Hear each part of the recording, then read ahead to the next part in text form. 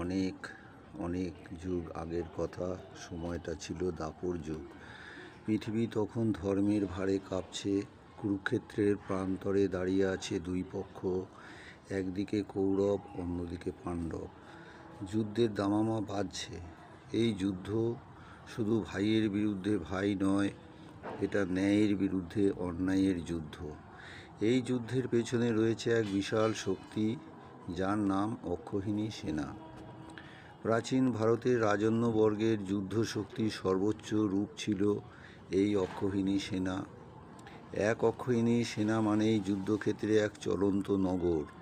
বিশাল বিস্তৃত রথের সারি, আকাশ কাঁপানো হাতির ডাক, যুদ্ধ গতি ছুটে চলা ঘোড়ার পায়ের শব্দ, আর লক্ষ লক্ষ পদাতিকের মিছিল, যেন এক বিশাল সমুদ্র ঢেউ হয়ে আসছে।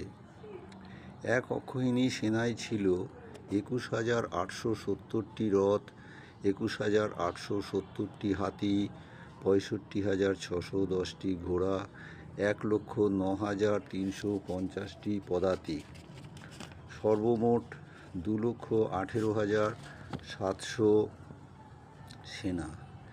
এ যেন এক সেনাবাহিনীর সাম্রাজ্য। এমন শক্তির সামনে দাঁড়ানো মানেই মৃত্যু নিশ্চিত। যুদ্ধের আগে পাণ্ডব ও কৌরব দুই পক্ষই দ্বারকাধীশ শ্রীকৃষ্ণের সাহায্য চাইতে গিয়েছিলেন। দুর্যোধন ও অর্জুন একসঙ্গে দ্বারকার দরবারে পৌঁছালেন। দুর্যোধন বসে রইলেন কৃষ্ণের মাথার দিকে, আর অর্জুন দাঁড়িয়ে থাকলেন কৃষ্ণের পায়ের কাছে। শ্রীকৃষ্ণ ঘুম থেকে উঠে বললেন, তোমরা দুজনেই এসছো, কিন্তু আমি অর্জুনকে প্রথম দেখেছি। সে আমার পায়ের কাছে দাঁড়িয়েছিল, আমি তাকে আগে কথা বলবো। শ্রীকৃষ্ণ বললেন, আমার দুই উপায় আছে। আমার 1 কোটি সৈন্য, অর্থাৎ এক অক্ষৌহিণী সেনা।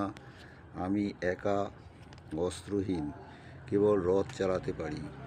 কি চাই তোমাদের? দুর্যোধনের চোখ বড় বড়। 1 অক্ষৌহিণী সেনা, সেটা তো চাই। অর্জুন মাথা নত করে বললেন, আমি চাই আপনাকে প্রভু, আপনি থাকলেই যথেষ্ট। দুর্যোধন আনন্দে ফেটে পড়ল। সে ভাবল 1 অক্ষৌহিণী সেনা তার পক্ষে মানেই বিজয় নিশ্চিত। কিন্তু সে জানত না, যার রথের সারথি শ্রীকৃষ্ণ, তাকে হারানো যায় না। যুদ্ধে কৌরবদের ছিল 11টি অক্ষৌহিণী সেনা, পাণ্ডবদের ছিল মাত্র 7টি। তবুও যুদ্ধের ময়দানে দেখা গেল, ধর্মপক্ষে যারা, তাদের সৈন্যদের চোখে ছিল জ্যোতি। অন্যায় পক্ষে যারা, তাদের সৈন্যদের হাতে ছিল শক্তি, কিন্তু মন ছিল দ্বিধাগ্রস্ত। বেশ কয়েকদিন ধরে চলল রক্তক্ষয়ী যুদ্ধ। অক্ষৌহিণী সেনাগুলির রক্তে লাল হয়ে উঠল কুরুক্ষেত্রের মাটি। রথগুলি পুড়ে ছাই, ঘোড়াগুলো ক্লান্ত, হাতিগুলো অস্থির, আর পদাতিকরা হয়ে উঠেছে বীর গতিপ্রাপ্ত। যুদ্ধে জয়লাভ করল পাণ্ডবরা, কিন্তু তারা দেখল মাঠে পড়ে আছে লক্ষ লক্ষ মৃতদেহ, যাদের বেশিরভাগই ছিল অক্ষৌহিণী সেনার অংশ। আজ আর তারা নেই, কিন্তু তারা ইতিহাসের পাতায় বেঁচে আছে।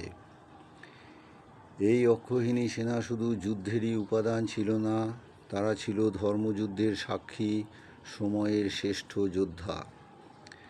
আজ আমরা অক্ষৌহিণী সেনা বললে সংখ্যার হিসাব করি, কত রথ, কত ঘোড়া, কিন্তু আসলে এটা ছিল ভক্তি, শ্রদ্ধা, কর্তব্য ও আত্মত্যাগের এক মহাকাব্যিক প্রতীক। তারা একেবারে জীবন্ত পুরাণ। আজ সেই পুরাণ আজও আমাদের বলে, যুদ্ধে জিতলে অস্ত্র নয়, প্রয়োজন ন্যায়ের পক্ষে থাকা।